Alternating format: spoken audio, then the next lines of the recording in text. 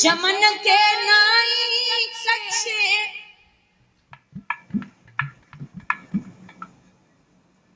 बारात गांव में आ जाओ तो तुम्हारे जैसे लड़का हमारे घूरे बिडरी उठाए के दोनों हाथ और बोलो कच्चे दूध जमन के नाई सच्चे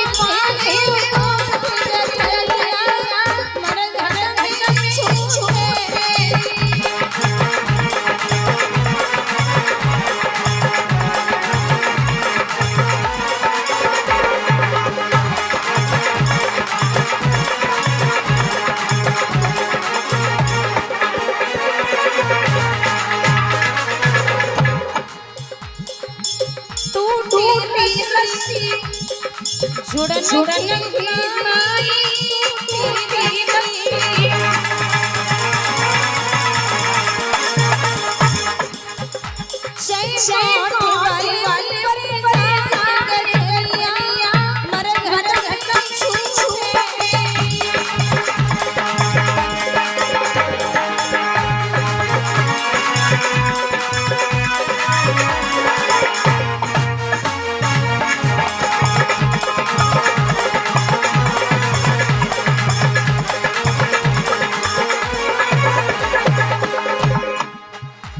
भैया मतलब इस दुनिया में लोग लुटे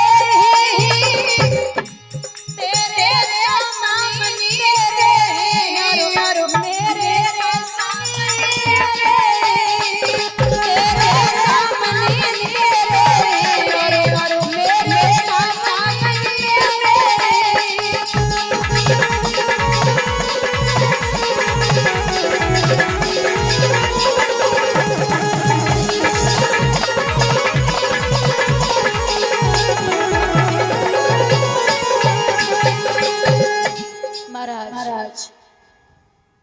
रात्रि भर राजा विश्राम करता सुबह ब्रह्म मुहूर्त में 4 बजे पुजारी ने घंटा बजा दिया।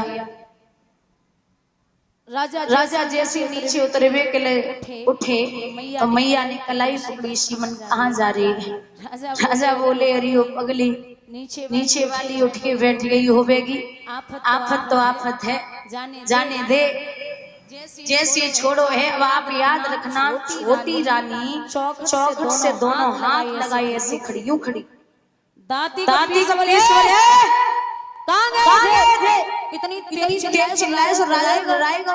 क्यों हो कमली ने छटा छीन कर पाई और चेहरा को फिर गई। काई रात सोत गए रहे, जान में ले रही धमकाई और बादल की करियो समोसे। कहाँ रहे हो रात भर?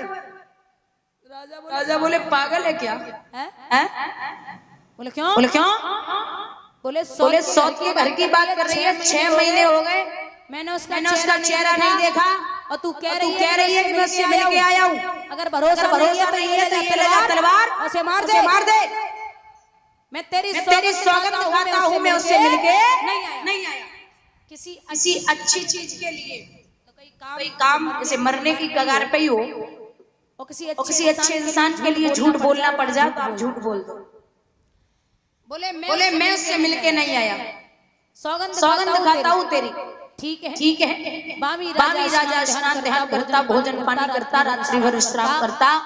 विद्वान लिखते हैं कि समय के अनुसार धीरे धीरे 2 महीने के बाद पता चला है कि दोनों माताएं गर्भवती हो गई। लेकिन एक ने किया गर्भाधारण, उस दिन से पलिक न छोड़ा था। एक ने बराबर आज खेतों का नाज बटोरा था। एक बराबर खेतों में काम कर रही है और एक पलंग के नीचे कदम नहीं रख रही है। 9 महीने के बाद दोनों माताओं के गर्भ से एक पुत्र ने जन्म लिया। जो बड़ी रानी का बेटा है वो पत्ते के बिछौने पे पड़ा दूध की वजह से व्याकुल है, और जो छोटी रानी का बेटा है उसके लिए दूध की नदियां सी बही जा रही हैं, राजा दान लुटा रही है। आंगन में बधाइयां बज रही हैं। राजा बड़े प्रसन्न हैं। जो बड़ी रानी है जिनके बेटे का नाम रखा गया है ध्रुव भगवान का दूसरा अंश है। जब बड़े हो रहे हैं, भले ही सुनीति और सुरुच में नहीं बनती थी, लेकिन उत्तम में और ध्रुव में बड़ी गहरी सलाह थी। बोलना बंद करिए माताओं। एक साथ नाचते, एक साथ रहते, एक साथ बैठते, एक साथ खेलते, एक पल के लिए अलग नहीं होते। एक दिन की बात है, उत्तम जो छोटा बेटा है राजा उत्तानपाद का, वो बड़े भैया ध्रुव से बोले कि भैया हम आपके यहाँ रोज आते, आज हमारा बड़ो दिल करे कि आप हमारे पिता के यहाँ चलो। बोले चलिए। राजा उत्तानपाद के छोटे बेटा ध्रुव की कलाई पकड़ के जब राजा की सभा में पहुंचे, तो आप याद रखना बुजुर्गो, वो नजारा देखने लायक था। जैसे काऊ बाज को मांस मिल जावे ना, और जो बाज मांस के लिए टूटता है, वैसे ही राजा उत्तानपाद 5 साल बाद ध्रुव को चेहरा देख के गद्दी से नीचे भागे। 2-4 चुम्बन तो चलत में जड़ दे। अरे वो बच्चा आज बाप की याद कैसे आई है। टकटकी लगाए कि ध्रुव बाप को चेहरा देख रहे, कितनों लाड तो जीवन में हमने काऊ पुरुष को ना पायो। कौन है? जमीन पे उत्तम खड़े बड़े धीरे धीरे मुस्कुराए रहे। ध्रुव पिता को मुख देख के बार बार मुस्कुराए के बोले, पिताजी इतना बड़ा राज्य आपका है। सो टकटकी लगाए के राजा उत्तानपाद सर पे हाथ फेर के बोले, लाला अकेलो मेरो नाय तेरो राज्य। ये बातें कर रहे थे। कहते हैं कि एकदा सुरचे पुत्र मंक मारे लालयन उत्तम नारु रुचतम ध्रुवा राज्यवानंदतः। जब राजा की गद्दी पर ध्रुव बैठे तो कौचुगला ने जाए के सूरज से कही है कि वो आपका बेटा जमीन पे खड़ा और 100 का लड़का ऊपर बैठा है।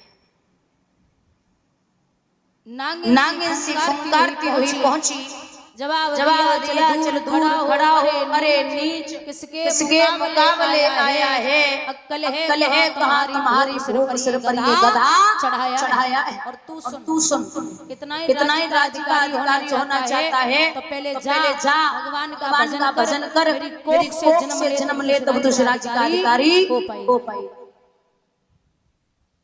अच्छा एक बात तो है, पहले के जमाने में 1-2 चुगला था, लेकिन आज के जमाने में घर घर और गांव में चुगला है। और चुगला सबसे बड़ो काम तब करे महाराज जब काऊ के बेटा को ब्याह हुए गुआए।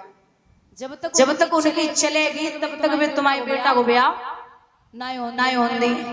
एक गांव में व्यक्ति रहता था, बुजुर्गों ध्यान से सुनना, वैसे तो कुछ और नाम रहे, माने जीवन में कभी अच्छे काम नहीं करे तो लोगों ने उसका नाम रख दिया बिगाड़ानंद।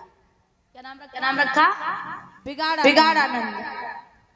एक लड़का की शादी वाले आए, सो बिगाड़ानंद चाचा वो घर पे ही बैठे। अब बिटिया वाले कुर्सी पे बैठे, कछु चारपाई पे।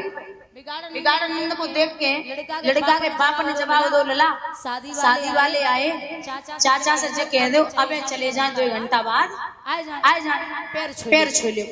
तो जैसे ही पैर छुए बिगाड़ानंद के पतिया वाले होते ही बैठे सो लड़का की पीठ पे हाथ धरी के बिगाड़ानंद बोले खूब खुश रहो लला, जो तुम्हें मिर्गी की बीमारी आती थी वो जल्दी ठीक हो जावे। अब भैया लड़की वाले को पहले से पता होगा कि लड़का को मिर्गी की बीमारी को कोई बिटिया करेगा, उठे और चले गए। लड़का तो बड़ो नाराज बोले आज शादी ना होती। कुछ दिन बाद बिगाड़ानंद की तबीयत बिगड़ी, हॉस्पिटल पहुंचे तो पूरा गांव बड़े बूढ़े रहे वे बोले चलो गांव को आदमी है देख के आए रे। नहीं लड़का बोले हम जावे कल मरे सोवे मत जावे एक उद ब्याह ना हेरो बाकी वजह से। बोले ना चलो देख के आए। बोले तुम ही चले जा। बड़े बूढ़े पहुंचे बोले ठीक हो। बिगाड़ानंद बोले ठीक ही है, अब हमें जल लगी रही कि हम ज्यादा देर ना चलेंगे, थोड़े दिन बचे हमारे पूरे गए। अरे कैसी बातें कर रहे हो लला, खूब ठीक रहो। बोले ना हमें जल लगी रही है हम मरेंगे। तुम्हें कोई इच्छा है? हाँ एक इच्छा है। क्या इच्छा है? बोले इच्छा ये है कि जब हम मर जाएं तो जीवन कमाऊं अच्छे काम नहीं करे जिंदगी में, तुम सब गांव वाले मिलके हमारे मुंह में एक हाथ को खूंटा ठोक दियो। अब जब जीवन कहूँ अच्छे काम नहीं करे तो सब मिलके एक हाथों को खूंटा ठोक दियो। बोले ठीक। अब जब बिगाड़ानंद मर गए तो गांव में शरीर आओ, पूरो गांव जन बच्चा थे खट्टो खुशऊ अंदर ही अंदर। बोले भली भला टली गांव की मरी गौ। तो एक बोले काम करो जे कह के गौए के मुंह में खोंटा ठोक दियो तो ले आओ व्यवस्था करो।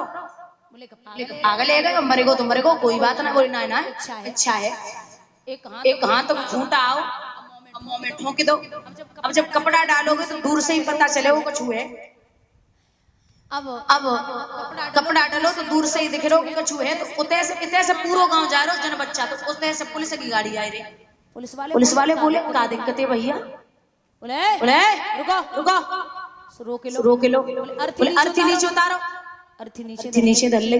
कपड़ा हटाओ। बोले मुंह में गाय। बोले साहब हमारे गांव के बिगाड़ानंद थे, इनकी इच्छा थी कि जब हम मर जाएं तो हमारे मुंह में खूंटा ठोक दियो, तो इनकी इच्छा पूरी करिए सो ठोक दो। पुलिस वाले बोले मार डारो। बोले साहब हमने ना मारो, तो पहले से ही मरेगा, जाकी इच्छा थी वो पूरी करिए। पुलिस वाले बोले अपराधी को कहा तो हमने अपराध करो उठाओ। पूरो गांव जन बच्चा तो सब जेल में। अब कछू तो बैठे हंस रहे हो, कछू रो रहे बोले मत जेल में डाल के चलो बोलिए गोविंद भगवान की। तो जब बिगाड़ने वाले होंगे वो सुधरेंगे ना, चुगलाने जाएंगे। कही है कि तुम्हारी सौत का लड़का ऊपर बैठा है, धक्का मार के बोली चल यहाँ से निकल और भगवान का भजन कर। ध्रुव वहां से चले जाएंगे मैया के पास पहुंचे। जब मैया सुनी लाला को रोता हुआ देखा तो जाने बड़ी मुश्किल से बेटा पायो होवे। और बेटा जब रो जाए तो माँ पे क्या गुजरेगी? बोली क्या बात है लाला, कौन है मारे? बोलो बच्चा। बोले माँ मासी ने मारा डांटा है। अरे ओ बाबरे माँ मरे मौसी जिए जो मौसी सी मासी मतलब माँ जैसी। सुन आतिष्ठितात विमत्सर सत्वयुक्तम समात्रापि यदि विलहिकम आराधयात् होच्यथा मन्यम यदि इच्छसे आध्यासनमोहतमो। वो कभी गलत नहीं हो सकती। वो तेरी मासी है, माँ और मासी बराबर है। अगर उसने ये कहा कि भजन कर ले तो अच्छी बात है, भजन करना चाहिए। ध्रुव बोले करना चाहिए। बोले जी तो फिर भेज दे। बोली नहीं अभी नहीं, जब तू बड़ा हो जाए ना, विवाह हो जाए, गृहस्थ जीवन जी ले उसके बाद जाना। बोले अरे ओ बाबरी भैया जाने 55 पे करो फिर क्या फायदा? तो 55 में नहीं कर पाऊँ 55 में कहूँ करीबे वालो नहीं मुझे अभी